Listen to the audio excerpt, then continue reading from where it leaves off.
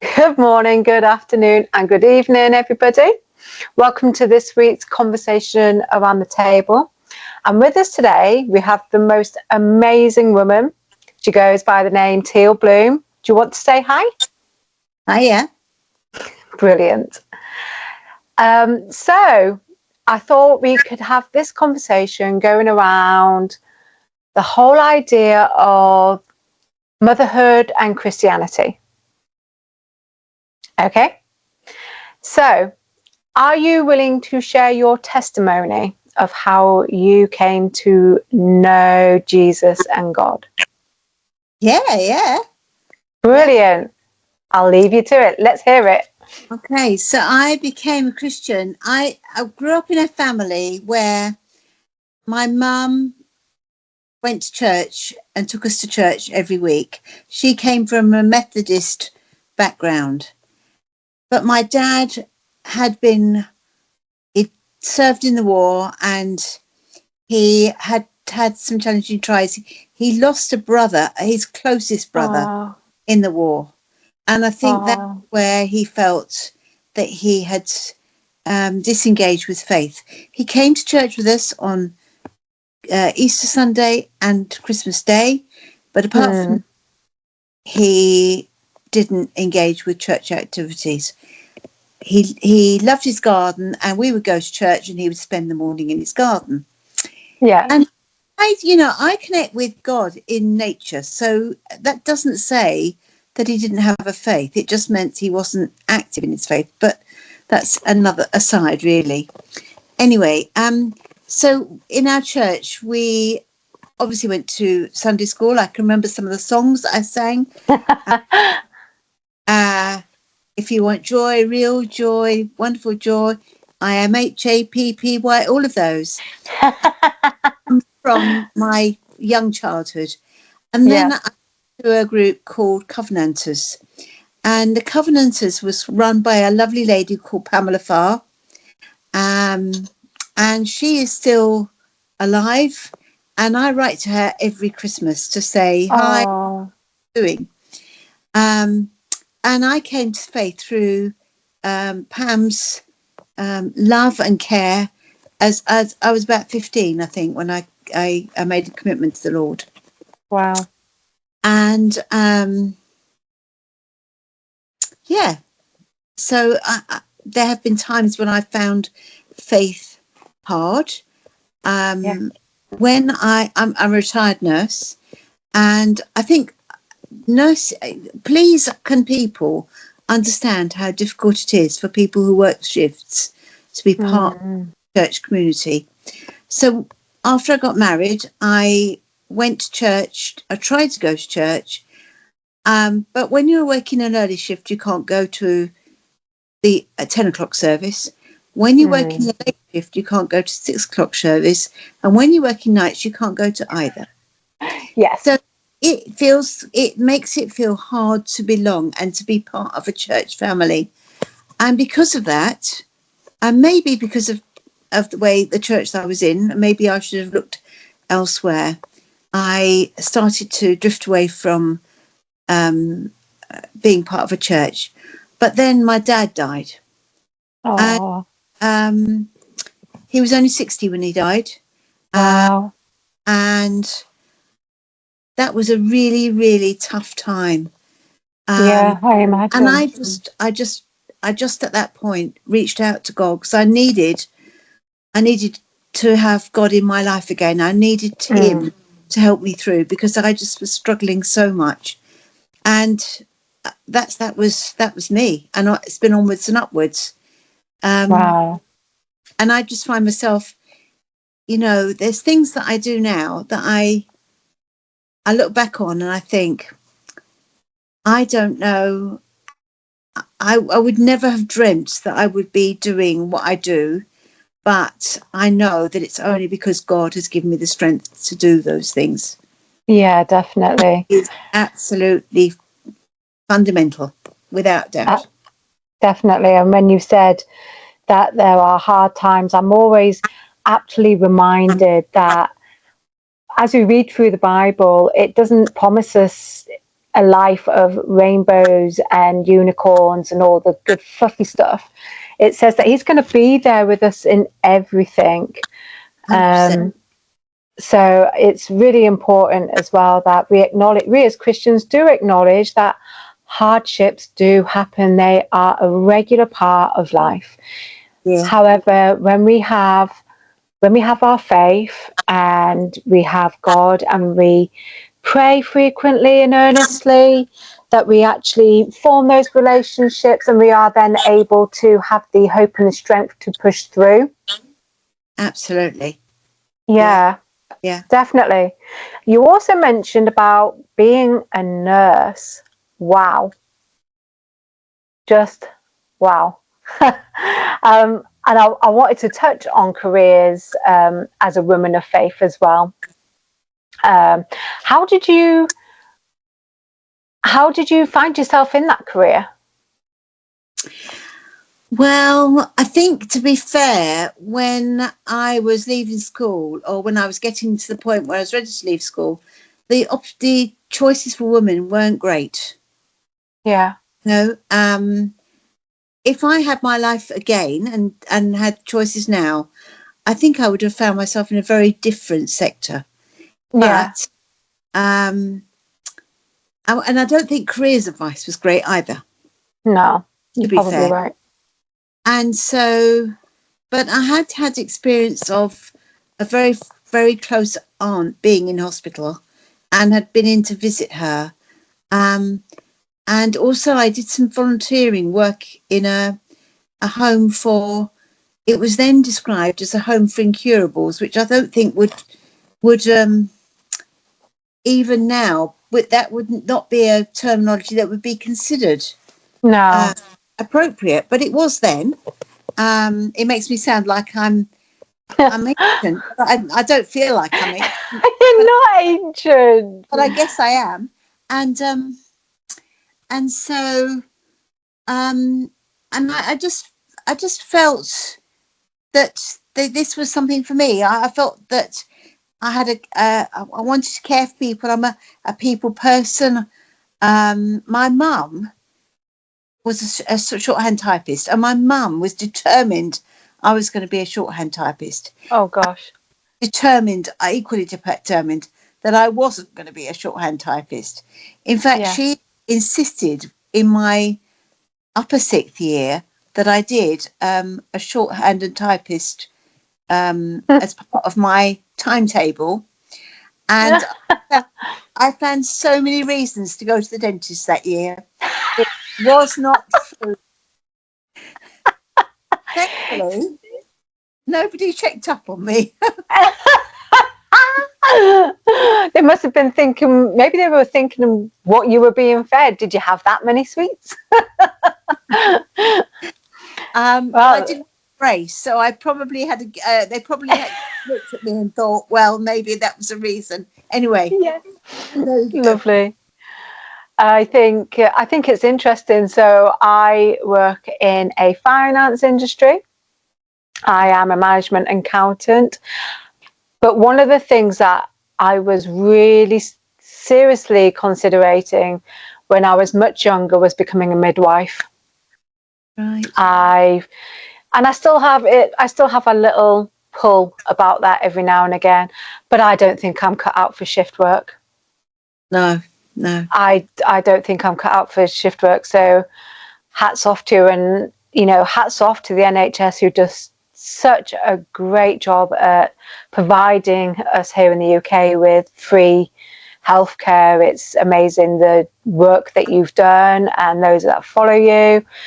We are very thankful. Well done, everybody. How did you find then, Teal Bloom, that as a Christian with a career, you said that you were a wife. How did you find that? How did you find managing that all? Well, obviously, my husband knew that I was a nurse. We knew each other before I started my training, and he knew that there was times when I was doing my training that I I wasn't free to meet, when I was doing these crazy shifts, one does. I think it's important to say that certainly when I was working, the only way of getting a weekend off, was to work nights. So we worked a 5-week rota, and two of those weeks was a night shift, 7 nights over 3 weeks, over 2 weeks. And so it does impact your social life, but it means that you've got time off outside of those hours. Now, I know that the shift pattern has changed in the NHS, so that might be different now, but certainly then it wasn't. And so it was just what we knew. That was normal. I think the first little bit of our married life was difficult, and that wasn't because of not accepting the shifts. It was more that we had to live with my past husband's mum and dad. And that was because we'd been trying to buy a house and it had all fallen through. And so we had a choice to either postpone the wedding, which wasn't affordable, or just move in with either one of our parents. And so because I was going to be working shifts, and that meant I felt it would be harder for my husband to live with my parents when I was working than it would be for me to live with his parents. So he had a single bedroom. We managed to squeeze a double bed into it. There wasn't any width for anything else. We had to climb out of the big bed over the pillows, because that was the only way the bed would go in the room. And and we managed. We're in the process of doing up our own house, and that's another whole story, so I won't go into that. But we lived with his parents for about 6 months, I think. And I think it was hard adjusting to married life and being in with somebody else, not in your own space. Definitely. So how many years was it, Teal Bloom, between getting married and you moving out, and then did you have children? So as I said, we lived with my husband's parents for 6 months, and then we had our own house. We were in the process of doing it up. It was a house that needed a lot doing to it. It's another whole story, so I'm not going to that now. And we were both working. I had managed to progress to being a sister in the NHS, and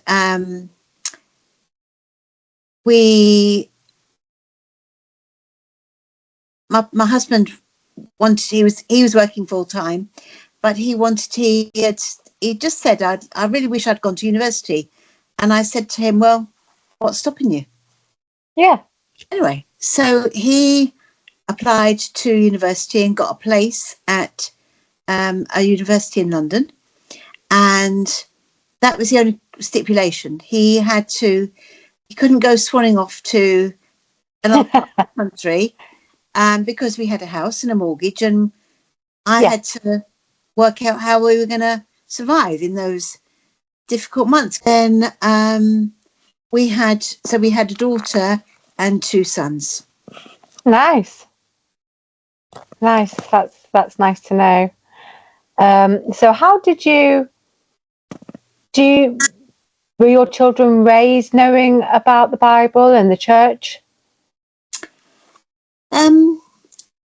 Yes, we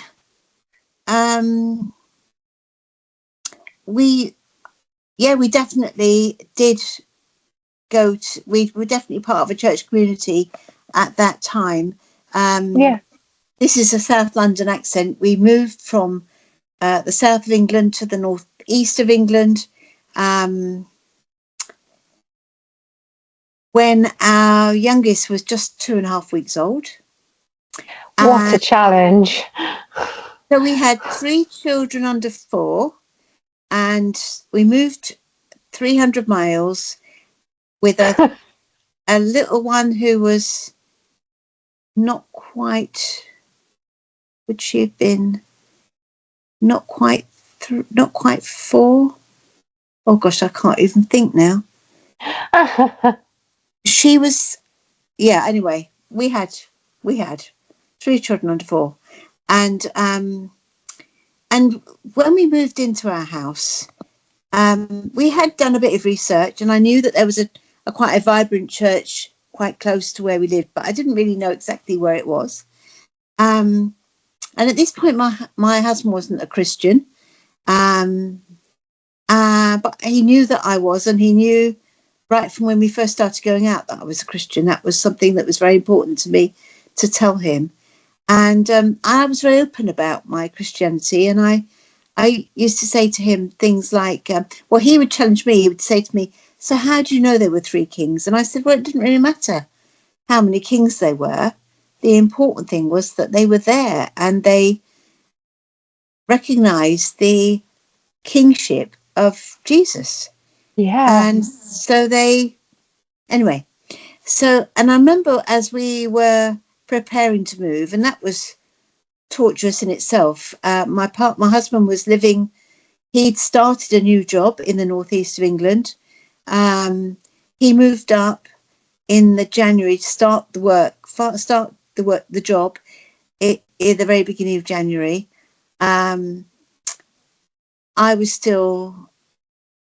think I was probably still working part-time in the southeast of England at that time. I was obviously heavily pregnant. We hadn't sold our house. He had to rent a house because he couldn't go into university accommodation. They wouldn't let him. Yeah. And so that put a horrendous financial drain, running 2 houses, 2 lots of council tax, 2 lots of electricity bills, 2 lots of rates, 2 lots of everything. Plus the journeys backwards and forwards.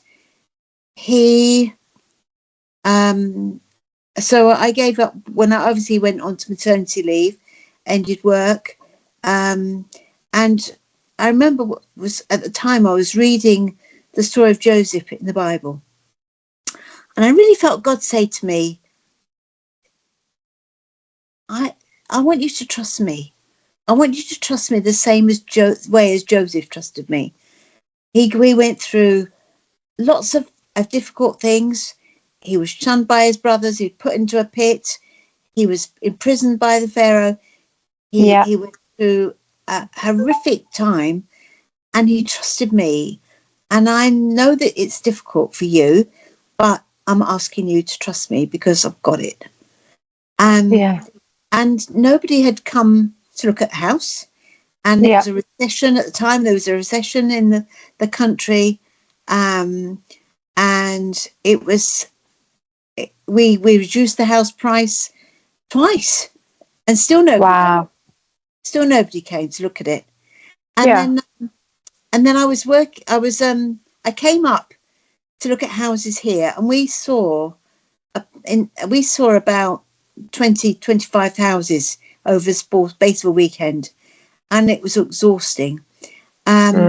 We, on the Saturday at lunchtime, we were going through a shopping area, and I was 7 months pregnant, and I just said, I'm absolutely done. I need to sit down, and I need some food and some drink. So we stopped at McDonald's, as you do, but on the way to the McDonald's, we walked past an estate agent, and there was 2 houses in the estate agent's window that caught my eye. So I popped in and said to the guy, we'd like to go and see these houses. But he could see how exhausted I was. So he said, are you here for a few minutes? And I said, we're going to go to McDonald's and get something to eat. He said, you go to McDonald's. I'm going to get something to bring these people, see if we can come and see the houses tomorrow morning. And we explained the circumstances. And he said, I'll come back to you. So we went and had our food and came back, and he said, I've made arrangements for you to see this house this time tomorrow morning and this house this time.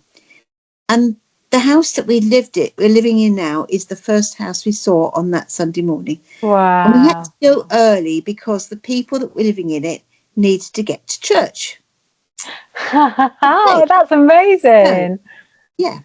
So we had to look at the house. They obviously were in a bit of a hurry. They were in a bit of a hurry. But we had like a tick list of things that had to be right. And this house met all of them. Wow. But we said to them, we can't make an offer. We're very interested.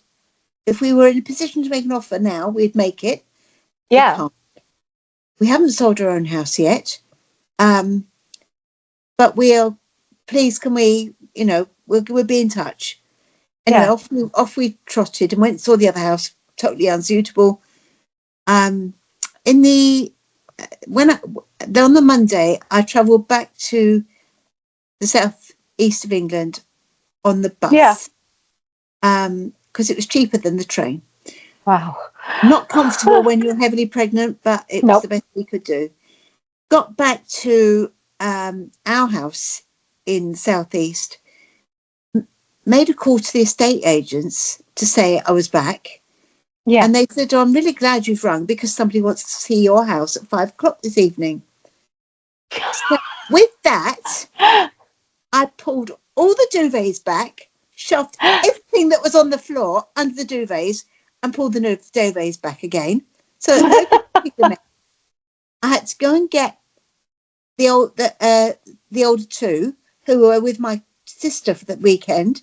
I had to go and get them. I got them home. I put fish fingers and chips on the table and was ready for the family to come and see the house. Wow. And by the Wednesday, to cut a long story short, we had sold our house and bought this one. That is just God in motion. That is absolutely God's answering that prayer and confirming that he wanted me to trust him. Definitely. So would you say that faith was something that you encouraged the children to take part in when they were younger? Oh, absolutely. We became part of a church. On the day we moved in, we had a flyer through the door telling us about a YWAM love mission that was going on in our area. Yeah. And so I now knew where this new church was that I was going to join. I went along with the baby on the first day, the first Sunday that I'd got my act together enough to be able to go to church. It took me 2 weeks. I found out then they had really good children's groups. So I said and they were having this missionary speaker come the following week. He was going to speak. I can't think what his name is now, but it'll come to me. Anyway, he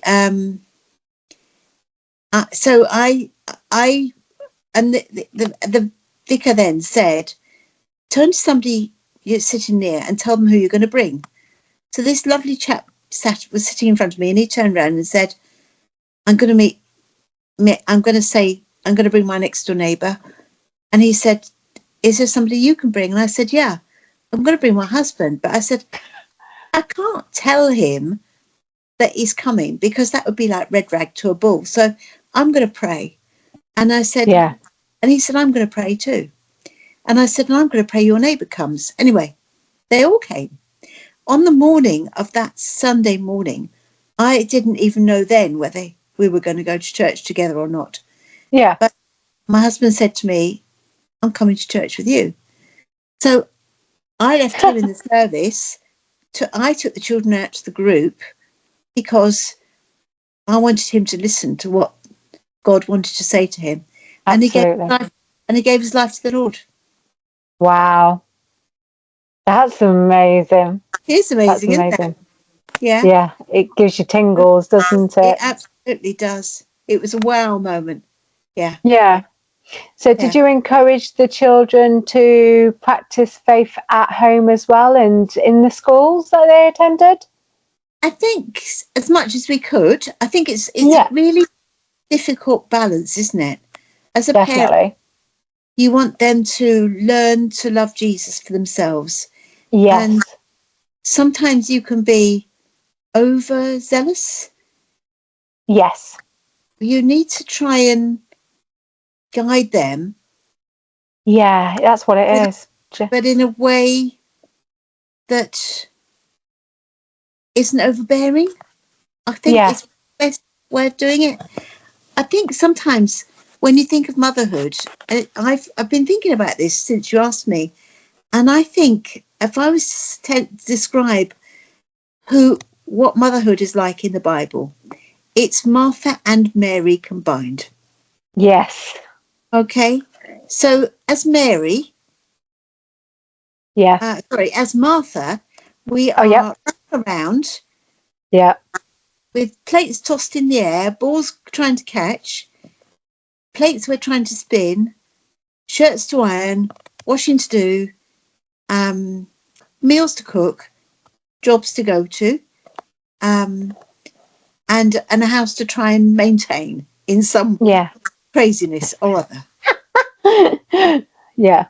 But also, we come before the Lord as Mary. We sit at his feet and we say, Father God, give me wisdom, Yeah. because I'm facing this and this and this, and she's doing that and he's doing this. And I just need you to tell me and to guide me, because I don't know what the next step is.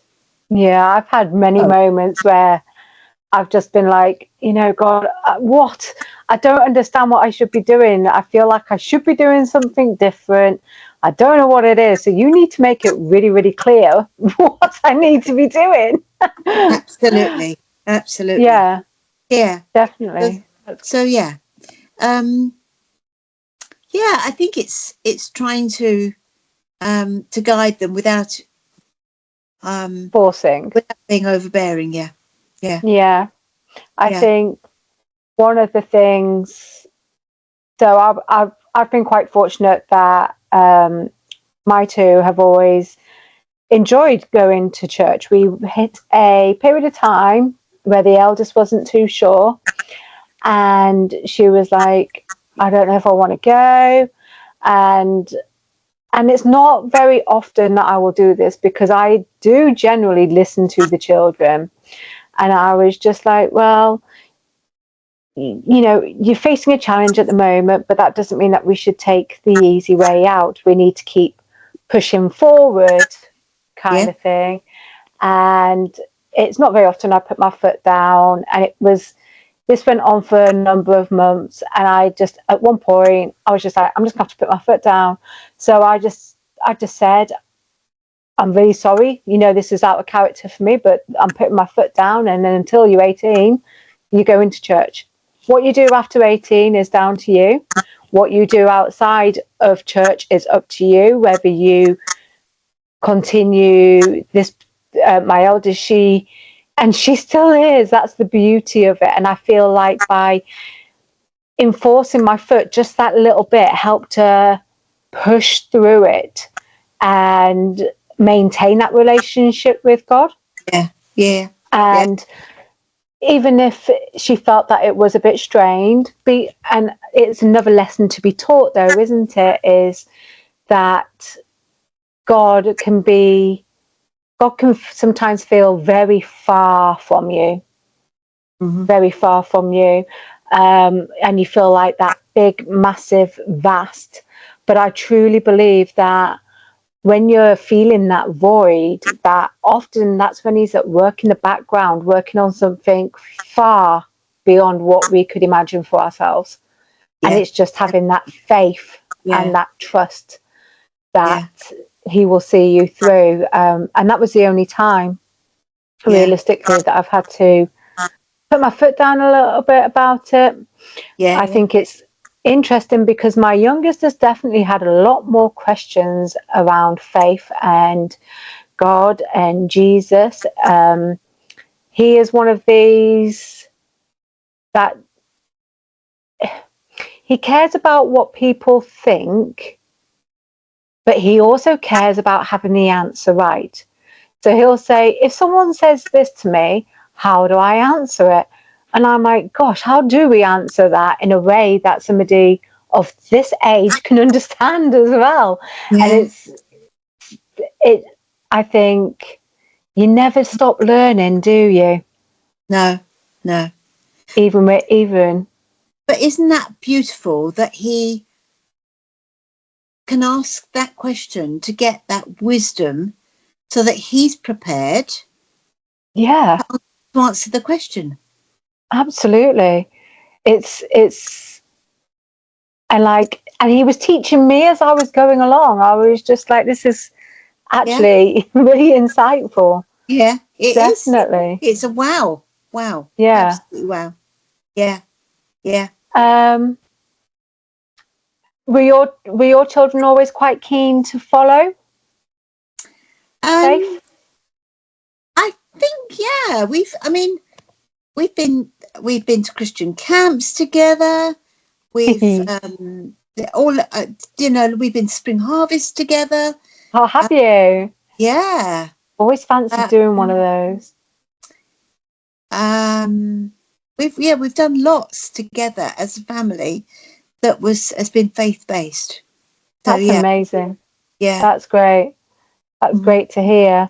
Would you say what aspects was there any aspects of being that Martha in the moment of having so many plates and so many things to be done that you just maybe paused and got to the stage where you felt like something had to give a little? Um, Gosh, I don't know. I mean, there was a time when I felt the kids there was too many. They were involved in too many after school activities. Yeah. And I just physically couldn't be a chauffeur to each and every one of them. And there was 3 of them. So Yes. I had to say to them, right, we need to make some choices here. Yeah. We're going to have to cut some things or trim this down a bit because your schedule is more than I can cope with. I mean, I was Yeah. very fortunate because at this time I wasn't working shifts. Um, Mm. so that made life easier. Yeah. Again, all credit to those mums that are still working shifts. Yeah. I had a job that meant I was working. I was very lucky to have hours that worked around school day. Yeah. Definitely. Yeah. I think so. How did you find that you managed discipline with the children as a Christian mother?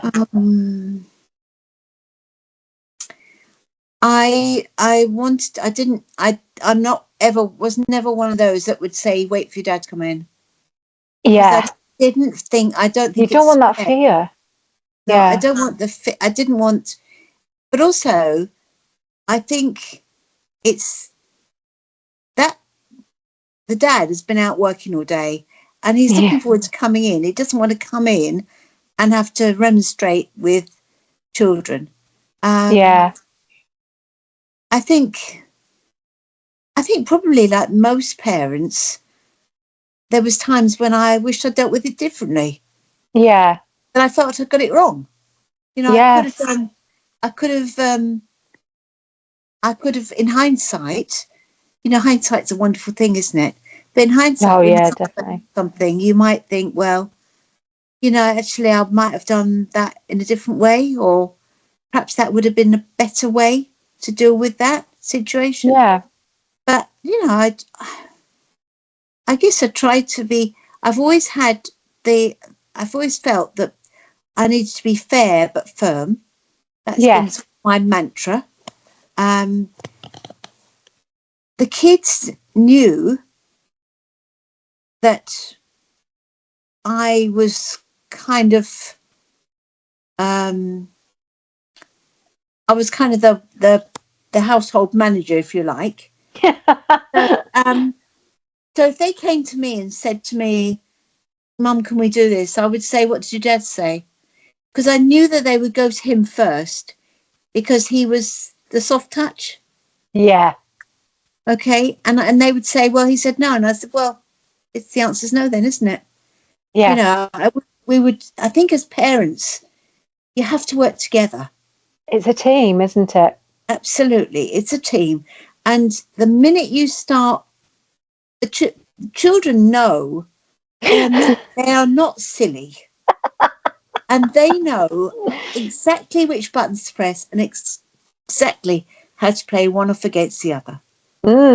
Definitely. And so they would, I would, that would be the way I'd deal with it. Trying to be fair but firm, trying to be consistent. Again, there's times when I look back and I thought, oh, you weren't consistent there. You know, you said yes when you should have said no. You didn't follow through with your promise, but you know. Yeah.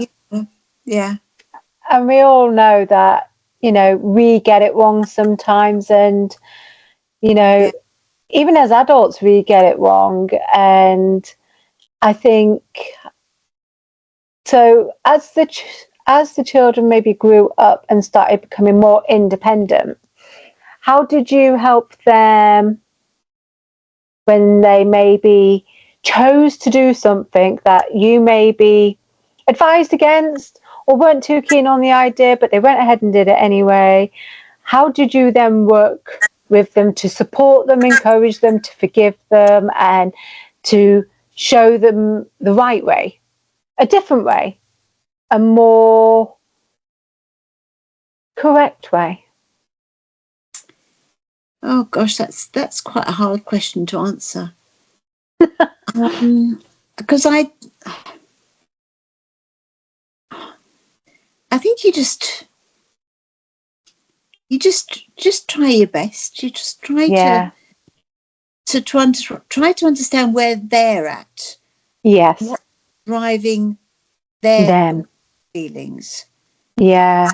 And what's underpinning it. But I don't know. I don't really know what. No, I can remember my eldest.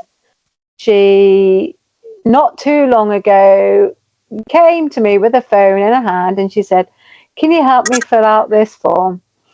And I was just like, "Well, what is this form?" And she was like, "Oh, it's so that I can apply to rent a flat."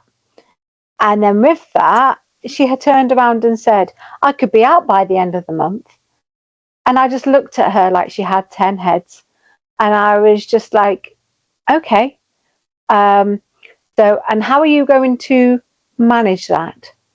And she'd got into her head that it was just as simple as applying, finding somewhere, moving in, and just doing it. And I was just like, you know, there's a lot you need to have. You know, we sat down and we spoke, and I was just like, realistically, you should come up with like a 6-month plan rather than just going at it like a bull in a china shop, so to say. You know, I was just like, if you look at it as a 6-month plan, you can start putting money aside, you can work up the amounts for the bond, and then you can save up for white goods and stuff like that. You know, so that it's not just a shell, it can become a home for you. And then I said to her, why don't you try that 6-month plan and see how much you manage to save? We maybe, I think we've just stepped into month 2. How much do you think the eldest has managed to save? I suspect in today's climate, not a lot. So she put money into her savings and then decided she wanted to take away, so the savings came back out. Yeah. And I was just like, you know, and then like we reviewed it at the end of the month, and I was just like, it's not that simple, is it? And she was just like, no, she said, it's a lot more than what I realised. And I was just like, yeah. I said, and you're too comfortable spending your money how you like at the moment. I said, so what's the rush? You know, I helped. I never want to, I would never stop either of my two doing what they wanted to do. If I felt like they were maybe trying to do something too quick or in the wrong way, I would gently try and steer it and say, you know, I don't think it's going to work. And by convincing her to try the 6-month rule, we didn't even make it past month one. Yeah. And which meant that she didn't feel like she was a failure either, because it's not like she had to found herself in a flat, didn't have enough money, and then having to ask me or anything like that. She avoided that, and it's maybe given her a bit more of an insight and a reflection that she, you know, there's stuff that she needs to work on for herself before she can make that step. Yeah. Definitely. Yeah. Do you have anything else that you'd like to add? I can remember similar to that, sitting, I don't know which one of them might have been all three of them down, and just explaining what money comes in and what money goes out, and why that this has to be paid, and how we've managed our household finances. Yeah. Because I think children need to understand, and young people, they need to understand that. I think some of them, and I think that their money grows on trees. And I can remember vividly one morning, and I think it was we were going to school, and one of them wanted some money for something. They hadn't got organised to tell me the night before, and there was no way that I could go and get money that morning. And I just said to them, you know, I need to be more organised, because I didn't know, and I can't do anything about what I don't know about. Yes, definitely. But I need you to know that there isn't a tree that I can shake at the bottom of the garden that drops my money into my lap. Well, if you do, Teal Bloom, I'm coming to shake it. Okay. Right. But, you know, I think it's really important to explain to young people what we have things like water rates, and we have a council tax, and we have electricity bill, and these are important bills. And then it would have been a telephone bill, but now it's an internet bill. We have to pay these things. Yeah. You know, a television license. You want to watch television? You've got to have a license. You know. Yep. It doesn't just happen. No. All these things are part of life, and that we need to make sure we pay for these things. Absolutely. Yeah. Absolutely. Do you have anything else you want to add before we sign off tonight? There was I don't know whether you want to look up the lyrics of a worship song that I have found helpful. Well, there's two actually through the years. Okay. The first one is one from my childhood. I learnt when I was in coming to faith, a new Christian, and the lyrics go like this: I know who holds the future, and he'll guide me with his hand. With God, things don't just happen. Everything by him is planned. So as I face tomorrow, with its problems large and small, I'm going to trust in the God of miracles, give to him my all. And that's the chorus. It's got a verse. I can't. The verse. Do you know the title of the song? No, I don't know. It's okay. I might be able to help our viewers there and have a little bit of a research and tag that in. Did you say there was a second? And there's a second one that's come to me, or has been more a song that became known to me probably over the last 20, 25 years. And it's called Who Am I? By a group called Casting Crowns. And I love them. It talks about the Lord that calms the sea can calm the storm in me. Oh, yeah, that's beautiful. So when we are struggling, when we are finding life tough, when we are going through some turmoil that might be caused through changes in your workplace or family situations or things, and it starts to ruminate in you. It feels sometimes, I think, you feels like you're going round and round like a washing machine. Yeah. I can only describe it like that. And this talks about the Lord who calms the sea can calm that storm in me. And I've just found that so helpful. And it's the first song on my playlist. And it just always takes me into his presence. That's amazing. Thank you very much for sharing those. I will put some research into those. I've got the title of one. So viewers, check out the description and the comments. You'll see the links for these, possibly on here on this platform on YouTube. Thank you very much for joining me for the conversation around the table, Teal Bloom. It's been a true blessing. Thank you very much. But to our viewers, we just want to remind you to continue to keep smiling, stay strong, and know that you are loved. Goodbye for now.